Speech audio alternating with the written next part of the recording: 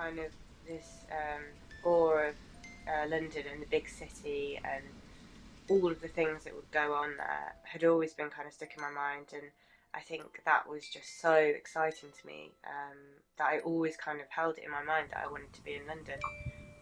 And one of the first memories that I've got of being kind of overawed and knowing that I wanted to get involved in kind of the arts and creativity was when my grandma brought me to the National Gallery and a massive painting of Whistler, the horse.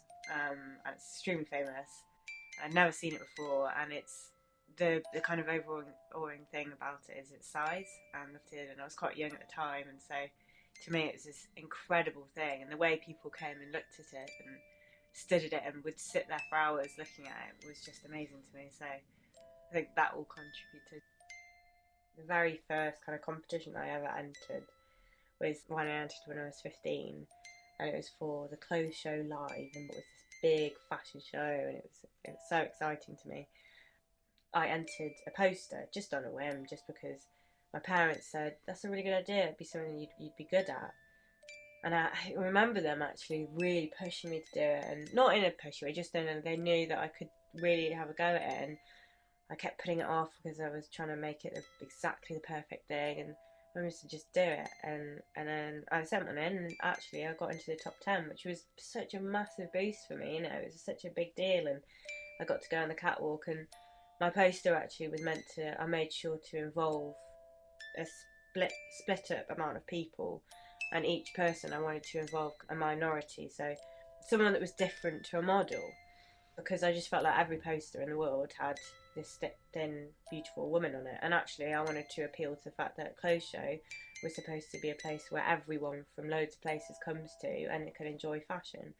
And so that's it was fashion for everyone was the slogan, and it had a woman in a wheelchair, you know, and it had all these different kind of minorities on it as well, that, you know, and it was supposed to be appeal to everyone, even if, you know, you weren't that model.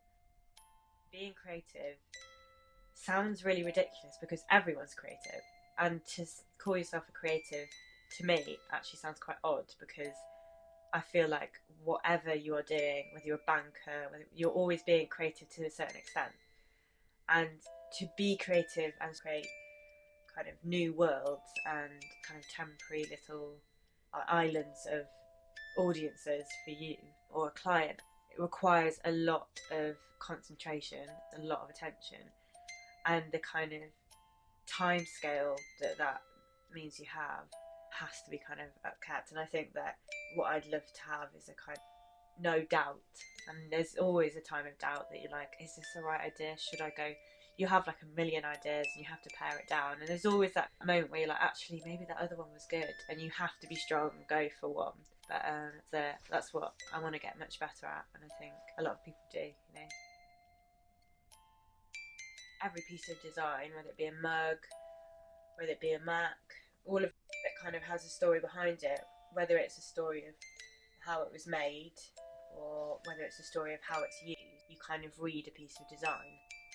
This reads as clean, modern, functional. You know, a mug reads as hold me here, drink me. You know, it's very, they're functional objects, but also extremely aesthetically pleasing.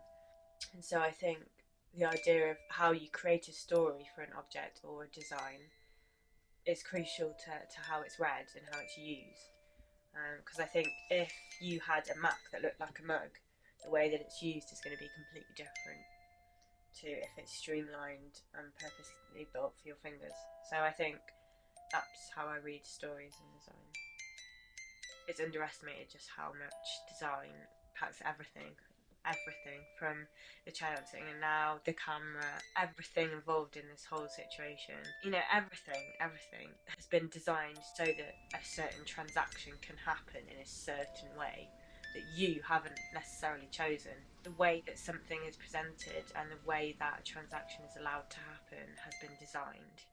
Everything has been kind of almost filtered through so that you can use it in a certain way, but actually, is it your decision? Was it your decision to do certain things, or was it actually a necessity to do it through a system that's been designed for you? And I think that designers have a very big responsibility in different areas to make sure that that transaction is as productive but actually as morally right, first and foremost, as possible, and benefits most people. To be a designer is a massive gift that you can actually change how people do things. You can change the way that they do things just because of how you create something.